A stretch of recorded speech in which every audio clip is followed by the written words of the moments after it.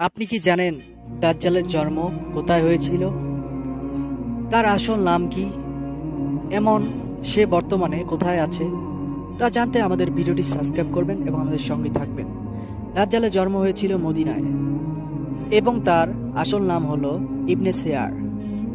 কিয়ামতের আগে দুনিয়ার সকল মানুষকে আল্লাহ তাআলা দাজ্জালকে দিয়ে পরীক্ষা করবেন।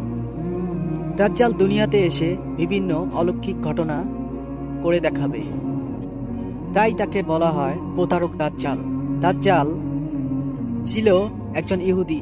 সে আমাদের নবী মুহাম্মদ সাল্লাল্লাহু আলাইহি সাল্লামের কথায় ঈমান এনেছিল, কিন্তু পরে যখন আমাদের নবী মুহাম্মদ সাল্লাল্লাহু আলাইহি সাল্লাম দাজ্জালকে বলেন, আমি আল্লাহর নবী, তখন দাজ্জাল বলেন, আপনি আল্লাহর নবী নন। এই ইবনে সেয়াদ খুবই মিথ্যাবাদী ছিল।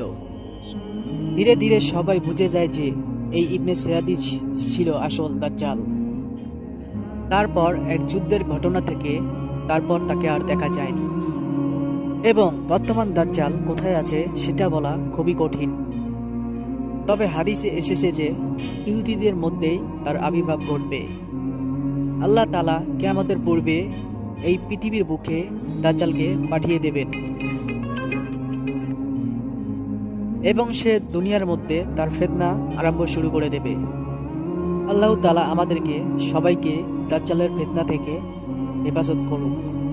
তাই কমেন্টে লিখে যাবেন আমিন। তার সাথে সাথে আমাদের ইসলামিক আলোর পথ চ্যানেলটি সাবস্ক্রাইব করবেন, আমাদের সঙ্গে থাকবেন, ভিডিওটিকে লাইক, একটি শেয়ার করবেন অবশ্যই। আল্লাহ হাফেজ।